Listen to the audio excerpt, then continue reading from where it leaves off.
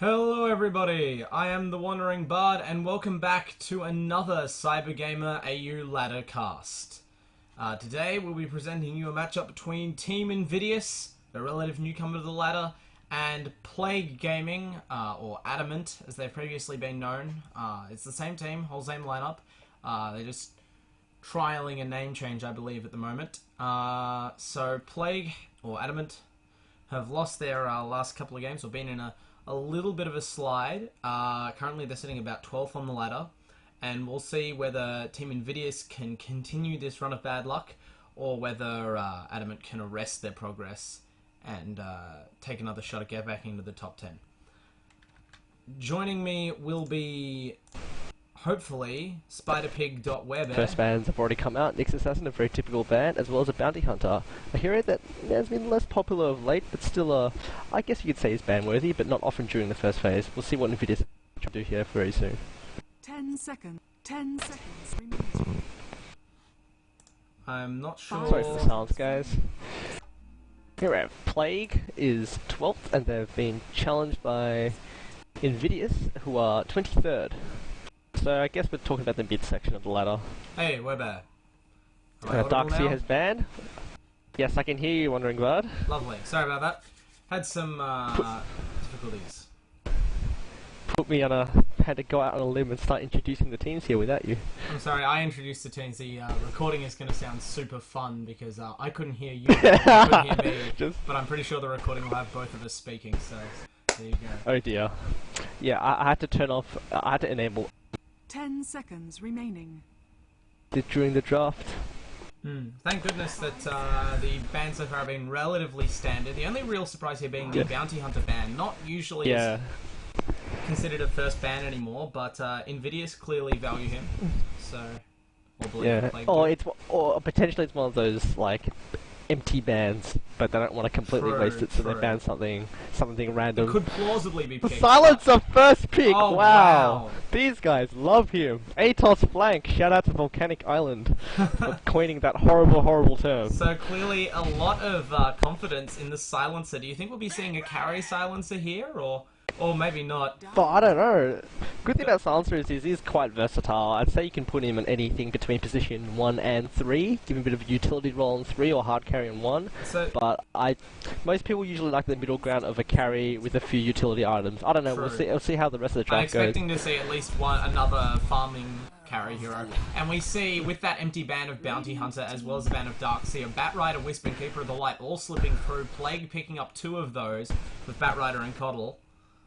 Immediately InVidious on the back foot. I'm sure InVidious saw the Batrider Keeper of Light pick coming, but I guess they have enough confidence in the Silencer that they just don't care.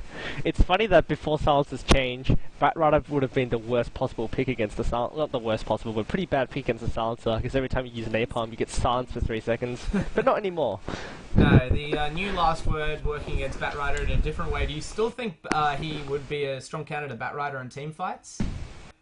Potentially a fast little silence. Yeah, I guess if you have really quick fingers and you're anticipating the Batrider, then I guess that will work.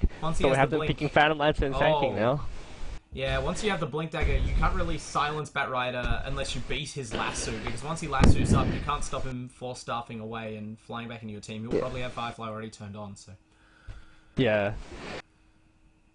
As we see the SK pick, that surprises me. Yeah, that surprised me too. It's not a hero you see a lot of lately in professional games. It's always a strong support, and Epicenter clearly a very powerful ability in team fights. But I think it's more just he doesn't fit into as many combinations in the popular tri-lanes as someone like Keeper of the Light might. And for that reason we've seen a decline in Sand King picking. We have seen the Phantom Lancer, who is the other carry pick, obviously to complement the Silencer, so they have a little bit of redundancy there in their carry heroes in case one gets shut down early game. And we do see Plague picking up the Sven as their 3rd pick. So, looks like we're seeing a Sven Coddle tri-lane with something else. 10 seconds Batrider mid. Plague, InVidious with a less transparent draft, though. 5 seconds. Do you think they'll be running Silencer middle now that they've seen the Batrider pick up? Or off lane perhaps. I'm actually extremely curious on how InVidious going to do their lanes. I mean, as you said, Silencer middle is a thing against Batrider, but it just means he won't be getting cursed because curse, they palm. Okay. But with the Phantom Lancer and Sand King, it's very interesting. I don't think Sand King can't solo mid against the Batrider, so Sand King will probably have to try lane with either the Silencer or the Phantom Lancer. So I'm curious how they're going to run their lanes. Do you perhaps think run it's a solo possible Phantom Lancer. that back when Sand King was getting picked up, we saw him picked up sometimes as a solo hero to counter specific off-laners. Do you think they could be potentially running a Sand King safe lane solo and build some sort of aggressive tri-lane around the Phantom Lancer and even possibly the Silencer? He's very strong in lane. It's certainly an option, but it's completely dependent on how Plague or Adamant draft for the next two picks. It depends on what side laner they pick. So while we've been talking, we have seen the next couple of bans. Plague removing the Lone Druid while InVidious removing Enigma. So both potential off-laners as well as junglers. They're pretty standard bans. Yeah. I don't completely understand why InVidious choose to remove the Enigma, since Silencer is forces Enigma into a corner already. Yeah. So I don't see it as being that much of a threat. But I guess just Enigma's like laning presence, just denying every second creep, dying. You know, one creep per wave is annoying enough to justify them banning it. Well, we always know that, you know, some teams just have heroes that they do not like to play against under any circumstances, and 10 seconds you know, especially when you're choosing not to ban out people like Keep the Light and Batrider, you do have room for some personal bans. I'm interested to see Wisp neither banned nor picked up in the first banning and picking phase. Is it possible that just neither of these teams feel comfortable running that? If InVidious are going to ban it, they have to ban it now, and I certainly think it is worth banning, considering the spend on the other team. Yeah, but exactly. I don't think it's not a must ban. I personally can still consider it a bit of a gimmick pick, but it certainly has its merits. Well, it's a gimmick pick that's been very successful lately, I'll put it that way, and very popular as well. True. On the other hand, with the Coddle It's sort of been... Sorry, go on. I was just going to say, considering that Plague have that spend, which is a very strong combination with the Wisp, they do also have the Coddle already, which would almost relegate Keeper of the Light to an off-lane role, or solo role, considering that they already have the Batrider and therefore probably won't be running Sven Wisp mid. Then I don't really see Sven Wisp Coddle as a tri-lane. It serves fine as a trial lane, it just has very minimal... It just means Keeper of the Light and Wisp can't go around ganking if they choose to put in the safe lane. The Undying ban just went through. I guess that makes sense. Like, Undying's just a strong hero, like, worth banning, and it also means that InVidious, by banning the Undying, the forces, it doesn't allow Adamant to have the almighty, I guess, Sven Keeper of the Light Undying tri-lane, so it means InVidious can still go into an aggressive tri-lane if they wish. Well, with InVidious banning out the Tombstone, the Black Hole, the Wall and Vacuum, as well as banning out his Track, it looks like they're removing a lot of teamfight heroes, or heroes that you pick to have an advantage from teamfights, and they removed Tidehunter as well as their 5th ban. So, are they looking to do just a really heavy split push lineup? They have the Phantom Lancer. It's really good you mentioned that there are a lot of wombo combo heroes being taken out here. I guess InVidious may be just content with their Global Silence and Epicenter. Yeah. Well, considering they're just removing a lot of counter initiation, or I mean, you'd consider that Silencer would be already a counter to these heroes, but yeah, I feel that perhaps just InVidious are going to look to sit back. They have the Silencer and the Phantom Lance. It's already very strong late game coming out from just the first 3 heroes they've picked. We haven't even seen the rest of their lineup. They could just be looking to take this slow, split push with a PL once he gets a few items up, and just trying to avoid large-scale team fighting. I'm going to take this opportunity. I know I must sound like I've got my head up my ass, but please note that InVidious is 23rd. So, yeah. Oh, no, I'll let that speak for itself, but yeah. That's a polite way of putting it. We have to consider when we talk about things like being surprised that we haven't seen a Wisp ban. With the sort of rise of casting in the international and being very heavily publicised, competitive metagame has started to seep more through into the lower levels of play, but we still, have to sometimes take into account maybe teams just don't have a confident Wisp player, and therefore Wisp not as high tier. Maybe they do not feel like they want to execute some of this more advanced stuff like I was considering. Perhaps we see the jungling / offlaning Batrider, but that may not be necessary or may not be optimal. Certainly, we are commentating usually the higher levels of the ladder, and we assume a certain level of skill no matter what, but Radiant team pick. I was also told by Adamant that they are going for some quote-unquote interesting strats tonight, so... I think we're going to see a 4th position spin here. Yeah, Carry Sven is looking less and less likely. Yeah. Unless they decide to put Luna solo and do an aggressive trialing with Sven somehow. But I'm still, the Sven is definitely not going to be the hard carry. That's for sure. Well, this point looks like we got 10 Beastmaster seconds mid for remaining. InVidious, so it doesn't look like we'll have the Silencer mid unless that Beastmaster is going to be off lane. Actually, having just said that, Team pick. Silencer and Beast... I've seen Silencer played in both the mid and off lane lately, and of course Beastmaster equally capable of those roles, so not sure what configuration those will be, and just depends which hero they want to line up against the deadly Batrider, but it looks like we've got our tri-lane between Phantom Lancer, Sand King, and Jakiro coming out for InVidious. Strong picks. Yeah, the tri-lane of Phantom Lancer, Sand King, Jakiro is pretty much locked in. I'm just not sure where it is, because it certainly has a lot of killing power and burst damage, but please bear in mind that it's 2 melee heroes and a short range support, so they don't have a lot of staying power. If they don't get those Wow! So the Last unusual pick of VAR. strategy Wow. now makes sense, with a Viper being picked for an Adamant and Malajo immediately snatching it up for himself. So, are we going to see now off-lane I'm lost here. Are we going to have Viper unfortunately, tri-laning with Coddle and Sven? I should know this, but I don't actually know the players well enough to know what roles they play, so I'm not sure whether it's going to be a fourth usually position. mids, I believe. I'm confused about the Batrider and the Sven, like, which one of those heroes is going to play fourth? I guess we'll find out soon enough. I'm feeling like we're going to see a support Sven in a tri-lane with Coddle and possibly the Luna, just knowing how much Viper loves his levels and is a strong solo hero. I feel like we I might would be certainly seeing that like to off-lane see that. Batrider. And then mid Viper.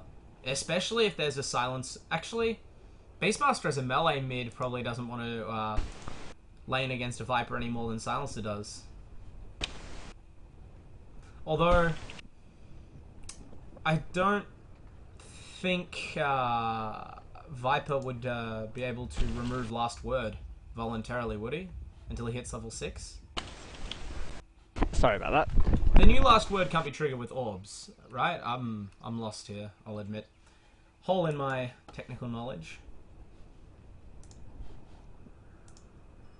Malajo, giant pile of underscores, picking up the Viper here. I'll just quickly run through the players as we wait for Werebear to return and for the game to become unpaused. But we also have Dowser on Keeper of the Light, ESPX on the Luna, which suggests carry Luna for sure, Fleetwood on the Sven, that'll be a support Sven, and Kyla on the Batrider.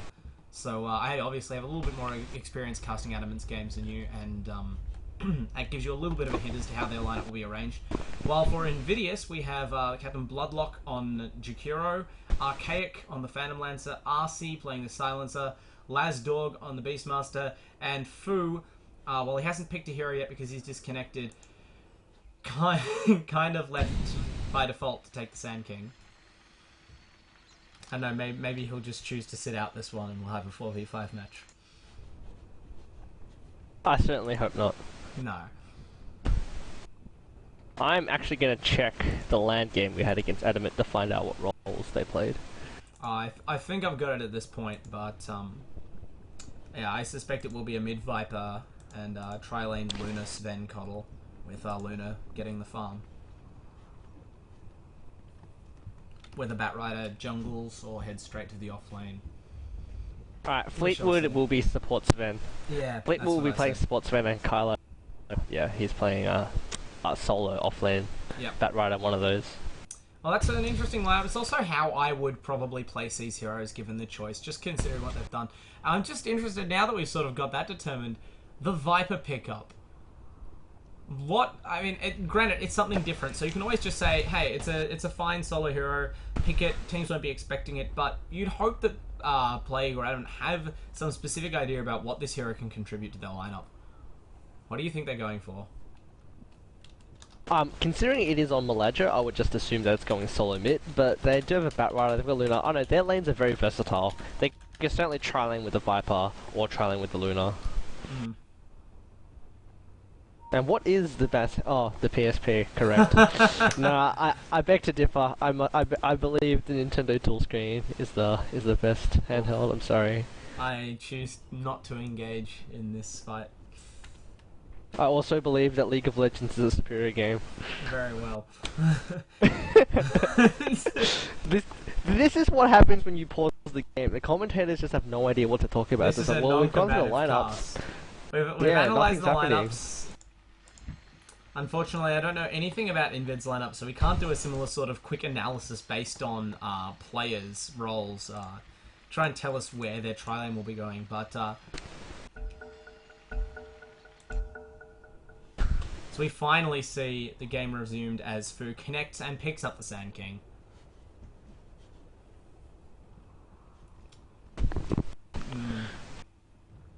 Interested, we have another pause. Well, considering the Beastmaster just bought a pair of Observer Wards, he's most likely going to be soloing top, which means the Silencer will be mid and the tri-lane will be bottom. Yep. That seems safest. I don't think this tri-lane has the power of an aggressive tri-lane. They certainly can get a lot of kills. Obviously, there's a very strong combo with, even at level 1, the nukes, Ice Path, Burrow Strike, and Phantom Lance. But against Coddle and Sven, that's a lot of stopping power just between those two heroes and the Lucent Beam. I feel like diving the enemy of Plague's tri-lane and initiating onto them might not turn out so well, especially since, as you said, they have the 2 melee heroes, so they can't be entirely safe when trying to initiate. We can see Plague's heroes, most of them heading down towards bottom, Yes. unless they miscommunicated. But yeah, they're heading bottom, so I'd imagine they're doing an aggressive tri-lane bottom somehow. Yeah, it looks like they're probably just going to rotate through the Radiant jungle. Very standard stuff. Probably ward up the pool camp. The interesting question will be whether InVid themselves decide to head to the same area. We might see a level 1 engagement. Which, for the sake of debate, I will now ask who you think would win of these two lineups. Assuming You that, mean the tri-lanes at bottom? Oh, oh, the tri-lanes at bottom is going to be an interesting question. Let's go to that instead. I was asking if the two teams run into each other in the woods before creeps spawn, but Oh right. It depends if what skill Kyla gets, but I'm not sure. Very interesting. I would say Adamant would have the upper hand. yeah, Perhaps, maybe. I don't know. I really don't know. it's probably It actually depends more on who hits their spells, not what spells you have. I feel like you raised a better So, yeah. question in asking if we are looking to see a tri-lane versus tri-lane matchup here, who will have the advantage? Well, that would depend on whether Luna or Viper is in the tri-lane. I don't think Viper's in the tri-lane. ESPX Well, in every Luna game did I've buy watched a Ring Adamant, of... in Yeah. every game I've watched Adamant played, ESPX has been their hard carry player, sitting in a tri-lane. Oh, fair enough. Often supported by Dowser's Keeper. And Malijo's their soloer, so... Well, in that case, I certainly think Adamant would win the tri-lane, just having 2 range heroes with Luna's aura. You know, both teams have a fair amount of burst, although Adamant do have a longer ranged burst. Yeah. And, you know, we just see a being up smoke against out. 2 melee heroes as well. Adamant have already smoked up, leaving their base. It's a pretty early smoke, definitely looking for that early fight. Shout out to Hugo Chavez from Dowser. I have no idea who that is. Is that one of those soccer players? Gosh.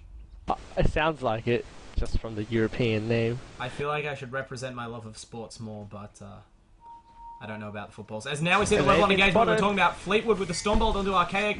Fanlancer already turning around and running, but Kylar's circled around with the Bat Ride. He's going to catch him with the Firefly. That will be first blood for Kylar on the Bat, so definitely a good start for him. And InVidious Heroes not really there. They only had the tri-lane, and Fu's Sand King was still sitting next to the tier 1 tower. Bloodlock unable to do anything to save his carry from that initiation. Must not have expected a full 4 heroes. They clearly did not expect it. I suppose it's just a weakness of, again, the Phantom Lance is skilled Phantom Lance skilled Spirit Lance while still in the fountain. If he'd saved that skill point, I feel like Doppelwalk might have saved his life there. If he'd popped it off quickly. Yeah, it certainly would have. But, we do see Malijo soloing mid here, and Batrider heading to a solo top against the Yes. Beastmaster. Both of those heroes can certainly defeat the Beastmaster with relative ease, although I feel that Batrider would have an easier matchup in mid against Silencer, just from having a bit more kill power. Interesting to see Viper. I mean, I can only go on public games since that's where I'm used to seeing this hero. But a lot of Vipers start out with heavy stats, maybe even a starting Wraith Band, pulled some regen or something. Malijo picking up just the Stout Shield branches and a little bit of health regen. Much more conservative. I think, well, not most people, but everyone who plays with me knows my pet peeve is seeing Stout Shield on ranged heroes. I feel it's quite useless, and I don't see it helping much, helping Ledger much at all.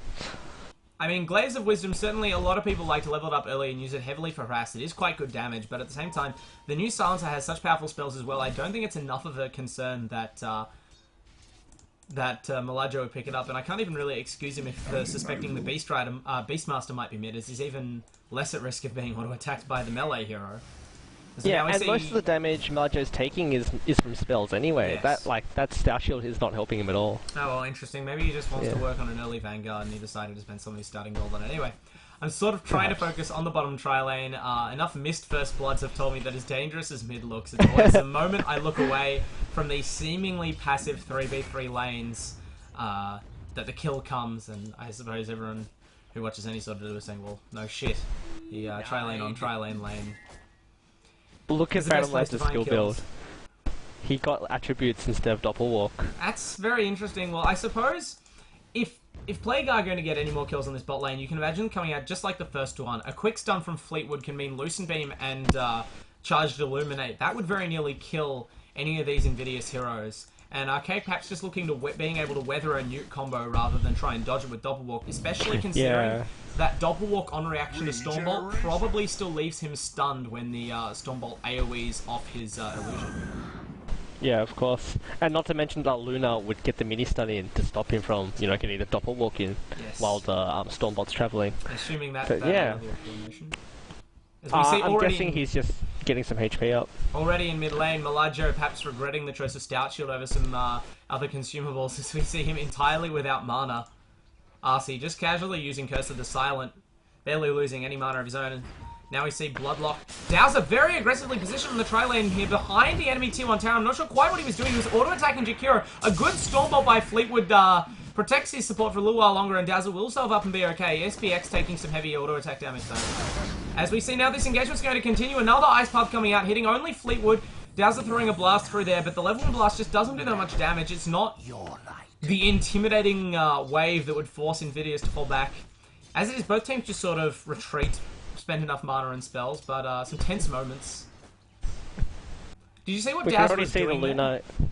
Yeah, he was just walking to lane. I don't know what he was doing. Maybe he was trying to cut a ward, perhaps. He doesn't have any wards on him, so... And just ran into Bloodlock, heading through the little choke point in the trees at the same time. Maybe he alt-tabbed. I really don't know. I'm just checking this top lane very quickly. We see Dog with 6 stacks of Tara on him, 7 stacks now. Kylar flying over. He decides now is the time. He's going to burn to death. There's no hope. Ooh. I was going to say there's no hope, but Kylar pulls out one auto attack too soon. And Lazdog is able to fall back and salve. I mean... Kylar is right to respect the tower. I've seen too many times someone with an aggressive lane advantage like this Batrider dive tower against a Beastmaster or whoever and give away an early kill. All it takes is a quick nuke. But at the same time, he did have almost half his HP there. I feel like an extra second to auto-attack Lazdog and secure that kill would have been a safe enough decision. Oh well. I thought Kyler had that in the bag. I guess he didn't, or he just probably miscalculated the amount of damage he could deal with the last auto attack. That's definitely what it looked like. He thought that he turned around thinking that Lazdog was dead and was surprised to see that once he saw that the Beastmaster had lived through the attack, it was too late to really turn around and commit to another one. So a little unfortunate there for Plague, missing out on some free gold. As now we see Fu moving aggressively forward on that Sand King. He really wants Dowser. The Keeper of the Light only has 500 HP. He's level 2 still. He's quite vulnerable in this tri lane. If he gets caught out trying to Illuminate, as he is here, Fu considering the Burrow Strike, but not interrupting that Illuminate, just choosing to let it pass. But Dowser almost asking them to pick him up here. I can't help but feel that he can't survive a Burrow Strike, Ice Path, Phantom Lance combination, or Spirit Lance. As I will get that Certainly not. Name of that spell it's a lot of damage. Phantom Lance is already down to, he's out of regen, but he does have the money for a Tranquil Boot, and he does have regen on his support still. But we do see him lagging behind, about 13 CS behind the Luna. So just, as we can see, the Aura and just having an extra range hero is doing wonders for Adamant. Meanwhile, in the mid lane, we see Malajo looking like he got an Invis rune there, so his rune control paying off a bit as he's able to put some damage finally on RC, forcing him to lose some HP and mana. But Malajo is still sitting about half HP, 0 mana, getting constantly burned away by that, the Curse of the Silent. Does have a Ring of Health, so that is protecting him from actually being forced out of lane to it, but that doesn't help his mana regen. As we see... Beast going down the top lane, and Bloodlock going down on the bot lane as the new combo coming out of the Adamant Tri lane, too strong. Not sure where Fu... Too many kills everywhere. Yeah, Fu was just off warding, making sure that they had vision of the bot rune, and I don't know whether Plague actually realised he was absent or not, since they only have a sentry ward here. Sorry, but obviously they picked that time to strike, and it was a good one. Able to pick off Bloodlock, and there's really nothing that Archaic can do about that. Just has to keep farming on that Phantom Lancer. But yeah, I mean, it was only a matter of time, really, until Lasdog died on that top lane. He's doing very well as the Beastmaster to survive that long, and to keep some okay farm coming out, but... Yeah, of course, like, the Batrider's only leading by 4 CS, although he does have a kill, and did almost kill him the first time. But we did, like, the Batrider did delay the Beastmaster from getting that critical level 6 for about, you know, a minute. And as you can see, Beastmaster only has 2 Ancient Stacks, and we just missed another kill at middle. Looks like Malajo Salado this silencer pretty good. Yeah, I was watching him harass Malajo did not walk out unscathed. I actually didn't think Malajo would have the balls to go in there, since he's been exchanging harass with RC since he got that advantage out of the rune control. With that illusion rune, he managed to put some real damage on the silencer, and he was exchanging harassment, but he was taking a lot from that Curse of the Silent. I didn't think he'd be able to kill him off, but I suppose it just shows the power of Viper with 1 point in Corrosive Skin, couple points in Nether Toxin, and maxed out Orb. It's astonishing how quickly, if a hero turns around in lane and is in range of that Viper, he lands a single poison attack on you, and the time it takes for you slow to then turn around and resume auto-attacking against him, you're probably dead on a hero like Silencer. So, kills can come very quickly and suddenly for Malajo in the middle lane. Malajo's TP's back in with boots now. Does he go? Let's see if he goes for a kill here. And he does! Viper Strike immediately, chasing him down. Silencer a little too late on that last word there. Now he's going to get it off. Or I suppose he might have wanted the disarm effect. The disarm, yeah. Yeah. I feel maybe Malajo should have saved the ultimate to get rid of to stop the disarm effect. He certainly doesn't need it immediately. I mean, RC can't really afford to leave lane every time Viper auto-attacks him. He could have put some harass up with poison attack and baited out the silencer's spells, and then just landed Viper Strike for an easy kill. But Malajo still has the advantage in this lane. So, Malajo picks up a double damage now. These runes are really helping him out. RC definitely looking for the rune that time, checking at top lane. But I don't actually have my control to check Fog here right now, but I feel like he should have had vision of bot.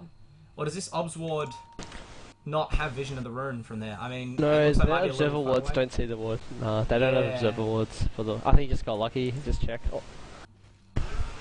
Oh, now we see an initiation coming out. Lasdog finally leaving the top lane. Recognized he wasn't getting much work done there. Trying to resolve some of the imbalance on this tri lane. SPX very low, but there's not much more damage coming out from InVidious. Archaic has to pursue through the tower to land another Spirit Lance. But unfortunately, now that the Stormbolt's down, there's really not much play can do to hold him out. One of the weaknesses of Cobble. Now Fleet will get some mana back from Dowser. Throws out the Stormbolt, but it's only going to be a parting gesture must summon the spirit to defend. As Archaic dodges that wave. The body block by Fleetwood just wasn't enough to save the Luna. Like, it was a 2v3 with a 4v3 with a Beastmaster ulti. Like, you can't escape that. Yeah, they were just caught by surprise, which I suppose surprises me a little bit that they didn't see it coming.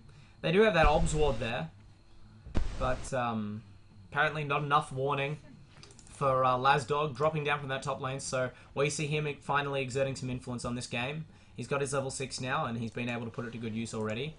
On the other hand, Kyle on the top lane has a Blink Dagger, yes. Yep. And is now going to get the tier 1 tower. Radiant structures are maybe not. He'll get it soon. I don't feel like there's going to be any TP support coming in. It's only a matter of time. It's just going to be the Beastmaster. Beastmaster's still pretty poor, and he only has 2 Ancient Stacks, which he hasn't killed yet, so despite getting a kill at bottom, this Beastmaster still needs to catch up on some gold. RC recognizing the importance of the runes here, obviously losing his control over mid lane, at least in part due to Viper getting almost every rune and able to sit there and just take the haste rune as it spawns at top lane. Doesn't have a bottle, unfortunately, so can't take full advantage of it, and the bottle charges would really have helped him, sitting at only 350 HP and less mana. Meladro really in control of this mid lane, such is the power of the solo Viper. Now he goes with Viper Strike. The haste ring's going to keep RC alive, but it's a lot of damage to take. He's going to have to fall back. And look at bottom. Oh man, there's a huge initiation. Batrider returning the favour. I think Fu might be safe here. Fleetwood really wants him. He's walking around with the Stormbolt. As soon as Fu becomes visible, he'll be in a lot of trouble. Kylar now taking matters into his own hand with Firefly and Napalm. The Sand King has to move, but he's dead no matter what. ESPX is going to find Bloodlock in the trees and kill him. Bloodlock, rather. And they're looking for the Phantom Lancer, but Kylar's Molotov cocktail is offline. The flame break exploding harmlessly amongst the trees where Bloodlock was already dead. So InVidious taking Kylar some was just losses aiming there. for the... Aiming for the Jagira. Yeah, aiming for the Jagira, but just didn't realize Jagira was already dead. A little late, yeah. So that's the tier 1 tower dead bot. And already the tier 1 tower looking low on top lane. Although Beastmaster now putting some damage back on the tower. Only one level in the attack speed aura. But is that actually in deny range? It will be after this catapult hits it. So it looks like Kylar's going to get safe deny on the tower. Although Lazdog looks like he wants to contest this. Kylar is on very low HP. He didn't go back to base after fighting in the bot lane, but he's going to get a little bit more help as Fleetwood teleports in to make sure no monkey business goes down here. Kylar will deny the tower in the meantime. A little bit of monkey trouble. Top tower has been denied. So Play continue to extend their early advantage, sitting around 5,000 gold lead, 4,000 XP. Wow. Yeah. 5,000 already? I wasn't expecting that. I mean, they have had definite control of every lane. That gank from Beastmaster was good, but it was only one kill.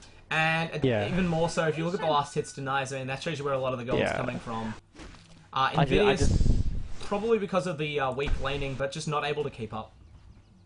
Yeah, just being ahead in CS and gold, and kills is not something that the other team wants to see.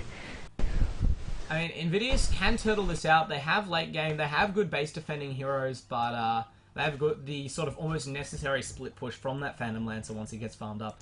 At the same time, you don't really start out these games planning to be fighting from this sort of back foot position.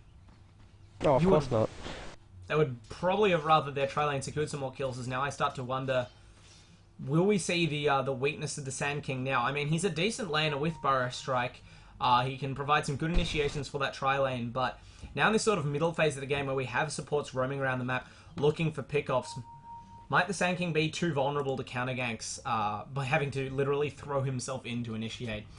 Plague have a lot of passive AoE that can snatch him out of his sandstorm or simply kill him while he sits there invisible. And I'm just worried that he won't be able to be as aggressive as he needs to. And we have a smoke gank by Adamant going into the enemy jungle, but however, the enemy is in their own jungle and they kill ESPX. With the counter smoke gank. ESPX is gone. Too much disabled See ya. there. And Adamant, realizing their mistake, fall back. That's the entire InVidious team. Barring the Phantom Lancer, they're certainly not going to find anyone in that jungle. And instead they return to the mid lane to protect the tower. The smoke's still on them, so they're probably looking to find some sort of counter initiation here. Meladro flying up to the high ground. He's ready. He wants a kill. Has got that Vanguard completed. 280 gold on top of him as well. So, an early advantage. He'll be very difficult to bring down in this fight. And now Kylar blinks in, catches Lazdog, so I'm not sure if that's necessarily the right choice to lasso. Maybe just the target of opportunity to divert us out from his team. The entire Adamant team decides now to turn around and attack Lazdog, while Meladro chases off the entire InVidious squad by himself. I'm not sure whether InVidious are just so terrified of this Vanguard-bearing Viper, or whether they don't realize that the Plague squad had turned around to pick off their Beastmaster. Certainly Meladro taking up the tower. He's going to get a triple kill here. Except that Douse's Illuminate steals it, but as I said, the Vanguard just proving too difficult to overcome. The early hit points and block, just absorbing a lot of damage from that tower. And even with multiple disables coming out from the InVidious support heroes, Meladro will not be denied. Yeah, he just went balls deep in there and he knew he could take it. And I guess it worked out in the end. And I suppose this is why Viper, this is what Viper can bring to a team more than sort of his unique shtick that no other hero can really replicate. He has so much slow, as well as an innate tankiness, that he can almost be a sort of moving upheaval, if you will.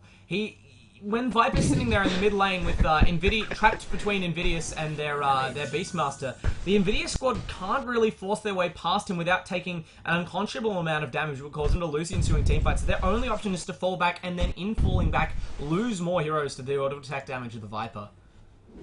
So smart Yeah, stuff Viper's there. the hero that just kind of just walks in and starts attacking, and if you don't make your decision of like attacking him or running away straight away, you cannot half-ass it. You have to commit to one or the other, otherwise you'll just die.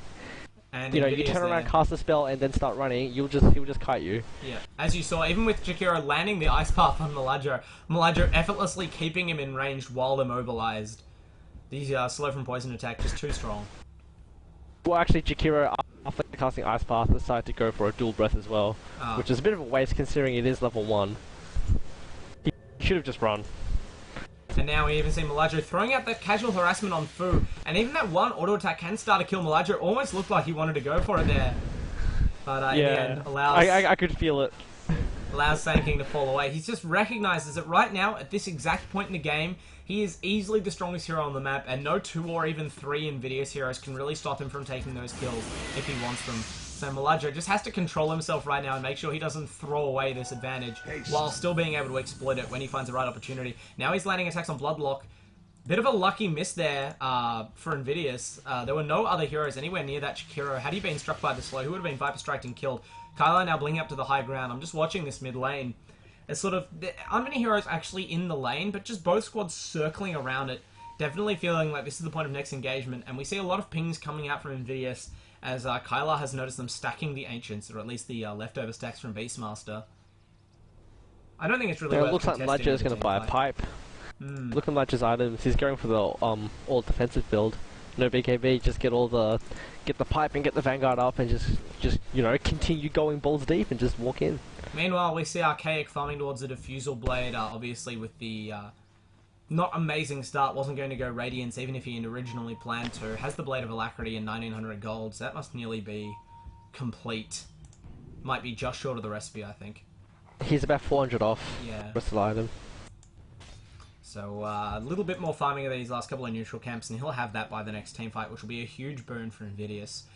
Phantom Lancer obviously twice as scary with that mana burn on board. It's a huge boost to the illusions more than anything else, but the Purge usable is very nice as well. Certainly on heroes like Batrider, until he gets his 4-staff up, can help to minimize the effect of the lasso. As we see the Batrider, Kylar, along with Fleetwood and Dowser, just sitting here, camping in the InVidious neutrals, unfortunately right next to an InVidious observer ward, so there's not much chance of them actually catching them out. Oh, and they do! InVidious bait them with the Phantom Lancer illusion, seeing them with the ward, and Kylar just accepts it as truth and lassos the Phantom Lancer illusion. Oof. A little too eager there, Adamant. Yeah, yeah. I think is the only way to describe it. I think that's just a moment of just wanting something a little too much. It was a little too good to be true. They were sitting there for so long, just willing an InVidious hero to run up that ramp and die, and seeing the enemy carry show up. You know, it's just a one lonely Phantom Lancer. Surely it's the real one. But, clever play by InVidious, and now the Batrider has no lasso for the next 50 seconds. It'll be interesting to see whether they try and actually force a team fight while that ultimate's down, or just sort of laugh at their own cleverness and continue to farm. It will probably be a cooldown by the time they engage at the tower anyway. Yeah. But, yeah.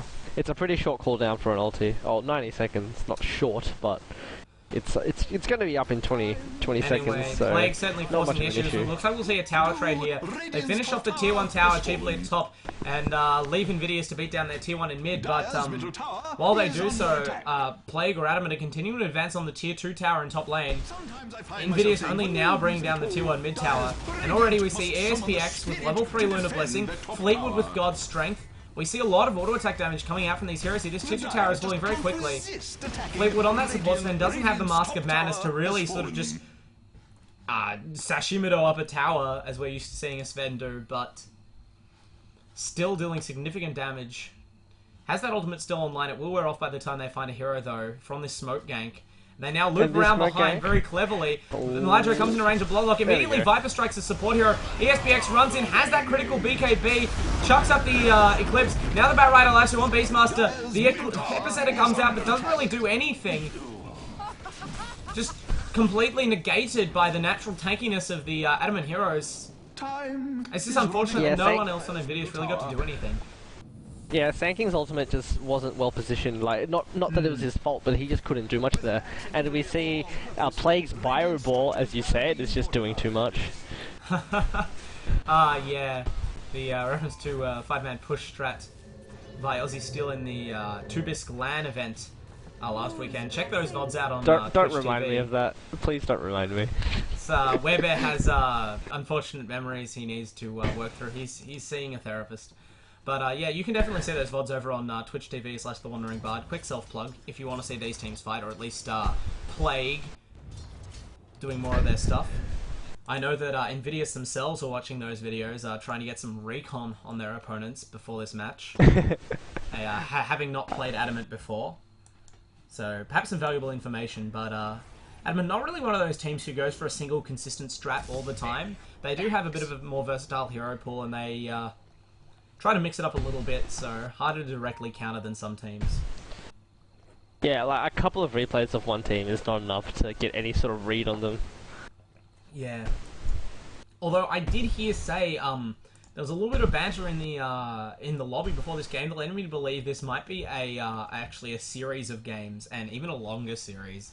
I mean, some of the calls for best of 12 were obviously in jest, but I think we might be potentially seeing 3 to 5 games here. What, for a cyber ladder? Yeah, that's what confused me. Maybe they just want to run some scrims afterwards, or they're just... Yeah, I'd imagine that's the case. Or they've just agreed that they're going to thing. play it out and then submit the result as whoever wins the series. I'm not sure about that. Yeah. I guess, I don't know what Cybergamer would think, but I doubt it'd be much of an issue. Yeah, anyway, it seems like a bit of meaningless speculation now, although interesting to think. Just these two teams might be wanting to scope each other out over a series of games. As we now see Adamant going for the Roshan. They have a double damage on Malajo. Already the pipe complete on that Viper. So that's pretty quick. He's even making him even tankier and minimizing the influence of heroes like Jakiro and like Sandking. Which is a lot of InVidious' team fighting strength. I was about to say to you, hey Tom, it's not land. You can talk about Roshan. It's happening right now. I didn't want to rush into it. I mean, this Roshan, even with the double damage on Malajo, is taking them a fair amount of time. Still, no vision in the area for InVidious. No, not even a ping coming out to really indicate they know what's going on. They just have to sort of sit back. They've been cowed into this defensive position, and they're not going to contest. Phantom Lancer does have the Diffusal and Vitality Boost drop now, so that's something. Dire's top tower is under attack. Yeah, like the lead is what, about 7.5k XP and about 8-9k gold. But InVidious, I forgot the name for a second. InVidious is certainly not out of this game. They just need to, well, literally just turtle really, really hard. It's just a matter of whether they can do it and whether Adamant lets them. I mean, the much total weakness of Viper is now we see them going with the pipe already. Kylo blinks up, not quite in range for the Blaster, and now we see RC have an opportunity to use that level 1 global silence. One crit shot of a level 2. But able to sort of force Adamant back there. On the other hand, no really big spells being used. Unfortunately, they don't have that long cooldown initiation like a Magnus Skewer or something. And now we just see Kylar blink back in once that's off cooldown and land the lasso on the Beastmaster. Cobble Blast going through, wiping out the health of Fu. The Batrider cocktail is going to destroy him. ESPX chasing him down as well. Can't find a hero. Catches a Spirit Lance, is going to drive him back. But they'll just happily take this tier 2 tower. Barely any damage dealt to Plague. Apart from the Batrider almost dying, but yeah. Well, not taking almost a lot of dying, damage. but relatively low. Took a fair bit of harassment from RC on the silence after the team fight, but now we see RC caught out by Malajo, and he still doesn't have that critical silencer 4 stuff yet, despite being a solo mid. It just shows you how thoroughly Malajo was able to shut him down after he, took control of the lane. The silencer, unable to reposition himself, has absolutely no recourse after being hit by that Viper Strike. And we see Malajo now diving through the tier 3 tower to attack Bloodlock on the Jakiro, but he's burning away at the hands of that Macropire. The Aegis will pop. Dowser firing off, further illuminates. Kyla trying to retreat out of the base, but laying down the fire to protect ESPX. He does have an Urn of Shadows on him though, so he's healing back up. He's going back in. Lazdog caught out. Malajo just so tanky, they can't bring him down a second time. Casually taking his time, playing with these support heroes of InVidious. It looks like we're definitely going to see a tier 3 here, if not a Rax. Yeah, when you're under the effects of Napalm, a Firefly, and like Viper's passives, you really get aids in real life from that. that team fight may have given him cancer. I'm not quite sure. Yeah, pretty much. RC has to fall back. Fleetwood caught out now on the support Sven, has to chuck the Stormbolt, but it will be his death at the hands of Last Word. On the other hand, RC now easy prey. Malajo picks up another kill with a casual couple of poison orbs. And there's still a significant Adamant creep wave here, although the heroes will fall back and leave it to Archaic to farm up. So InVidious, credit to them managing to protect their racks. I'm not sure if they have to buy back there. Or, I suppose it's just still relatively early in the game and death times are quite short. Nah, no buybacks. No buybacks. I'm not 100% sure, but I feel like that whole ordeal was a result of the silencer getting picked off. Because, you know, Luna was at half, Batrider TP'd back to base after getting the tier 2 tower, but as a result of the silencer dying, the Coddle decided to TP, recall the Batrider back. Maybe he was going to do that anyway, but, you know, having the silencer die certainly was detrimental to their base defense. Yeah, I feel like it's just a sort of, I must again report that, there's no aspersions being cast on the skill of these teams or anything, but it's just sort of a mistake that you might see in a pub, just as a symptom of relatively poor coordination. But it's that critical moment where you've already lost a team fight or sacrificed a tower, you're already losing something, you're in a losing gamble, and then you unfortunately just get one or two more heroes picked off trying to somehow redeem that situation, and it leads you to lose twice as much. By, you know, never getting their heroes back up to contest that second team fight. That silencer did not need to die, and losing him just enabled Adamant to take a free tier 3 tower on top of what they'd already gained, so... Exactly, like, just note that Adamant only took the tier 3, they could not afford to take the racks. If that silencer didn't get picked off, Adamant probably wouldn't even try to go uphill. They were actually almost ready to fall back, but it was yeah, they were, that's what it looked like. And then they kill the silencer and they keep going. Malajo just noticed the silencer there. No force stuff, no support, no nothing, and there's no way he's getting out from under the nose of Viper. So we watch yet another Adamant smoke gank. Now circling around, they've got ESPX in the mid lane as bait. He does have the Manta up now, so keeping up on farm on that Luna. 429 doesn't hurt either. Behind the Phantom Lancer of InVidious on farm, but I feel like the death of Archaic, as well as the lack of kills and assists and towers, is going to be hurting him in that department. He's still significantly behind on net worth. 10,000 gold on both Luna and Viper. And Silencer just manages to TP out against Majo, attempting to Solado him at bottom. Yeah, at least he's carrying some sort of counter now. Like, he can't just be alone in the lanes without, and sort of accept that if Malajo finds me, I'm dead. So, by having that TP scroll, exploiting another common weakness of Viper. But, yeah, scary amounts of damage coming out from Viper, despite his full tanky build, as he now picks up a Reaver.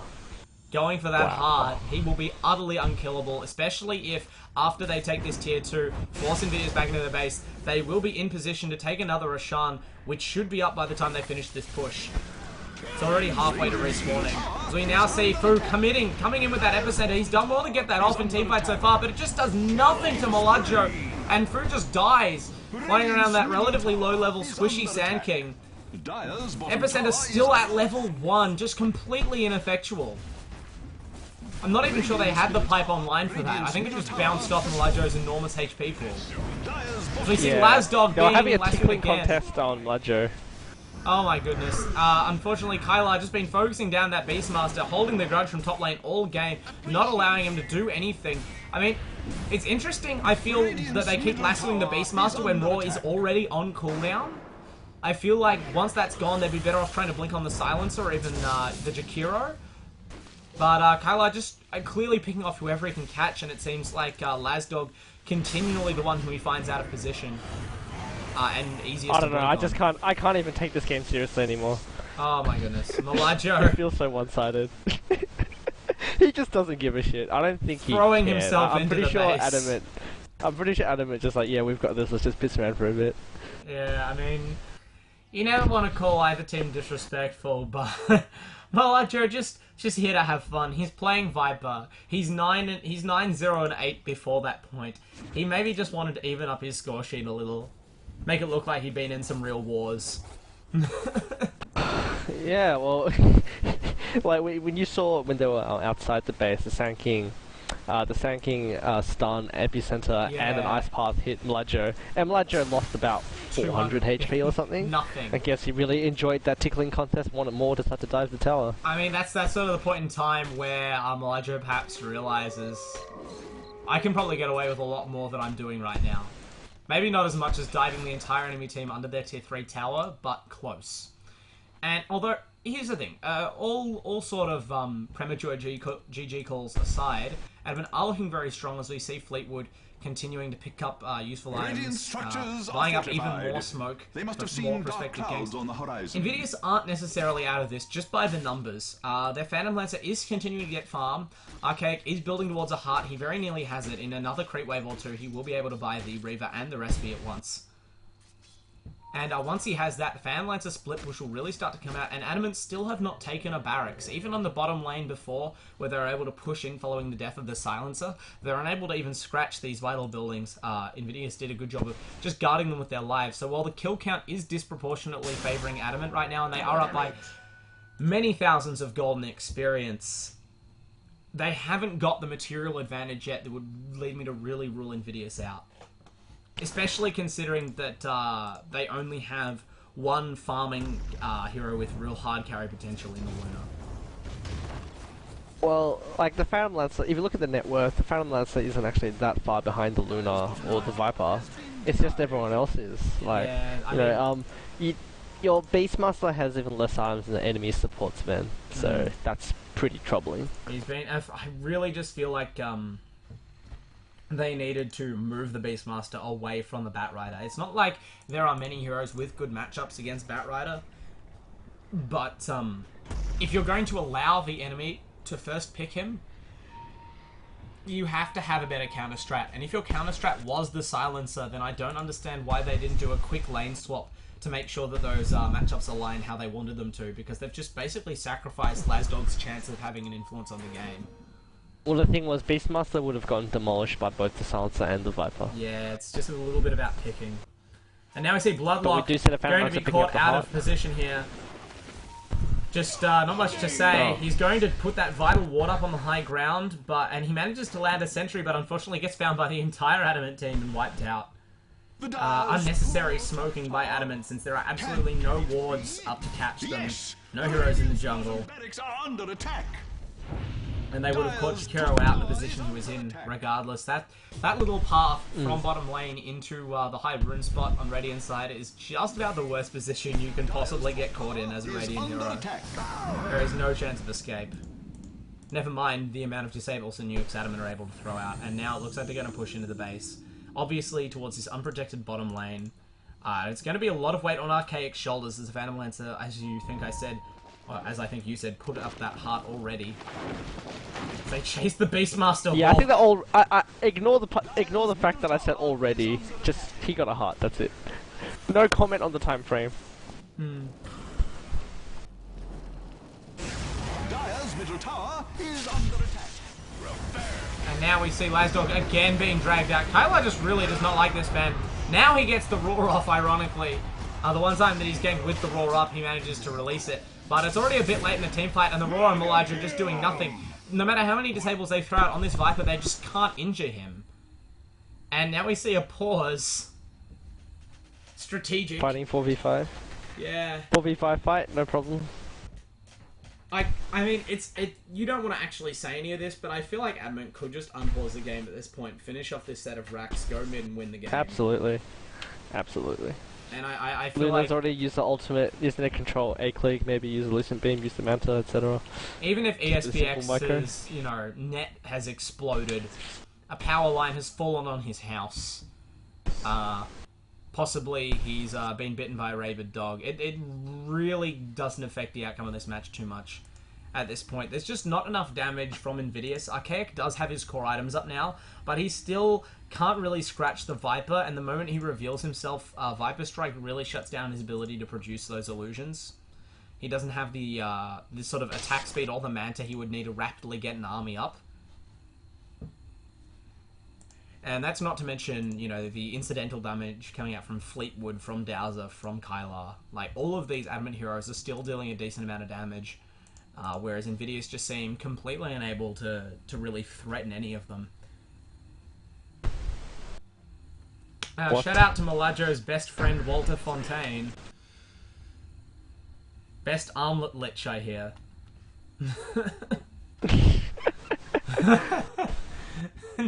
I think we're just gonna leave that one. Best Radiance Ogre Magi. Oh, that takes you back. Shout out to Radiance Thunderbringer. You know who you are. Should that be Mock Thunderbringer? Oh yeah, sorry. Not to mention also his Radiance Batrider. Radiance Batrider's legit, man. It's all about the fire damage. I know, all the passives. Just walk next to them, get AIDS. Bottom barracks are under attack. Yeah, I don't even feel like I need to commentate on this game anymore. It's pretty over. Yeah, it's unfortunate. I mean, a bit of unprofession coming out here, but I don't really see the point of a long pause. It's very anticlimactic to have that sort of long frozen delay and then to unpause and just watch Adamant roll over the InVidious base, as we see even further pauses coming out from InVidious this time. Not sure if it's GG disconnecting or what. They have like fought this out well. I mean, I feel like we've been a little harsh on them. It's this sort of jovial atmosphere that I think you produce, Werebear. I'm not as serious as I perhaps would be alone, where I try very hard, you know, make sure I remain respectful and try and accommodate the match evenly. But yeah, well, InVidious, if we cast Tesla versus Boys next, I'm sure that will be a lot better and more professional. InVidious just unfortunately got beaten the lanes early game. Every single lane for them came out negatively, and just with the unexpected Viper pickup, I'm not sure that, as you said, there was a configuration they could have even had that would have suited them better. I mean, do you feel like if they'd thrown their tri-lane up to top lane and let the Beastmaster Salado bot, they would have gone any better? I mean, if they're sacrificing Lasdog as it is, surely 3 heroes have a better chance against I that can't one. see a lane configuration either that would help InVidious. I guess it's just one of those. But even regardless of regardless of the lane configuration, I feel the reason I lost this game was just that Beastmaster and Silencer just had very minimal impact. Like, they're both very poor. Especially the Silencer. Like, they can't do much. They can't do anything. I did say by picking a secondary carry in the Phantom Lancer, they could afford to lose some farm on the Silencer solo mid, but not this much. Not this much. He's 35 minutes into the game. He's 3-4-1 with a 4-staff and a Vitality booster. He didn't get that 4-staff till near 30 minutes, and that is crippling. Silencer, This Viper has a especially... heart.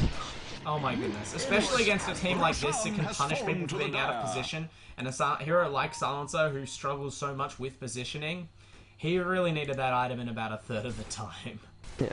Just with the Viper, just pretend the Pipe of Insight is a Manta style and pretend it's the International, the first one. Yep, TI1. Then use Viper.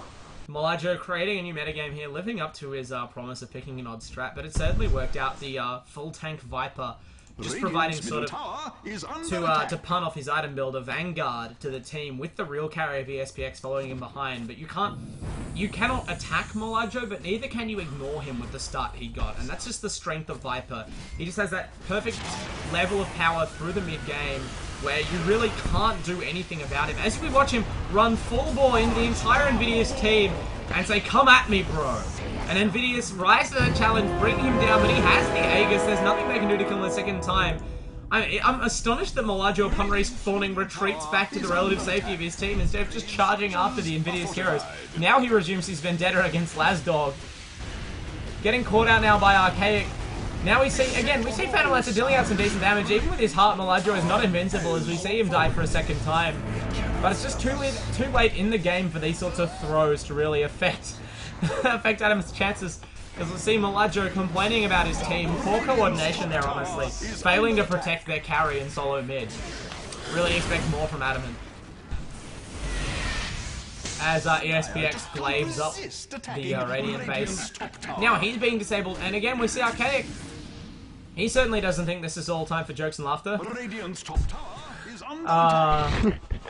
Malajo just a little bit sore It looks as though over that death. it's been confirmed. Feels like his team Radiant's should top have protected him in this tower has been endeavor denied. to find all the kills ever. I'm pretty sure everyone's felt that feeling at least once in their lifetime. He's enjoying the moment. I mean, InVidious still protecting their second racks.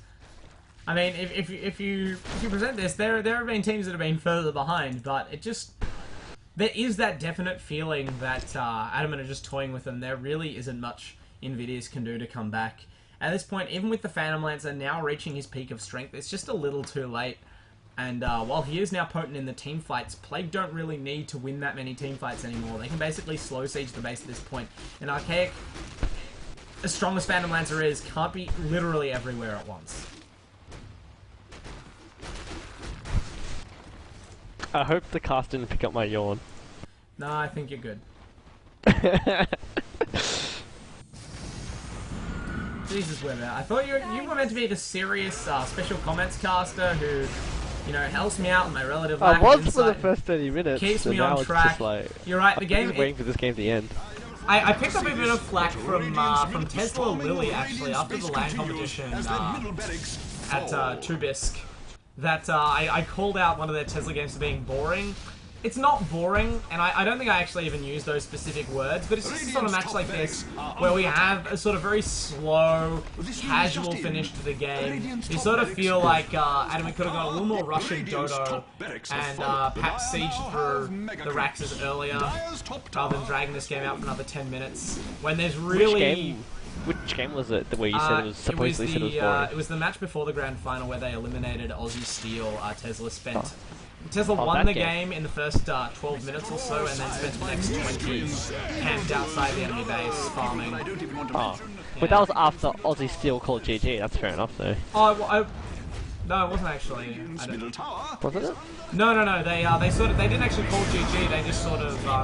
There was a long period like this where the game wasn't actually technically over, but it was so clear that one team had the advantage, and there wasn't much Aussie Steel, or in this case InVidious, could do to reverse, despite their best efforts and continuing best efforts, as Lasima Lajo firing off his level 1 Dagon at Laz Dog. But no, maybe my memory comments. fails me, but I thought Aussie Steel conceded after about 20 minutes in that game. Maybe it was a different one then. Maybe it was the match before that against Hyoen or whatever their name were. Yeah, it was Hooney. Hooney, yeah. Yeah.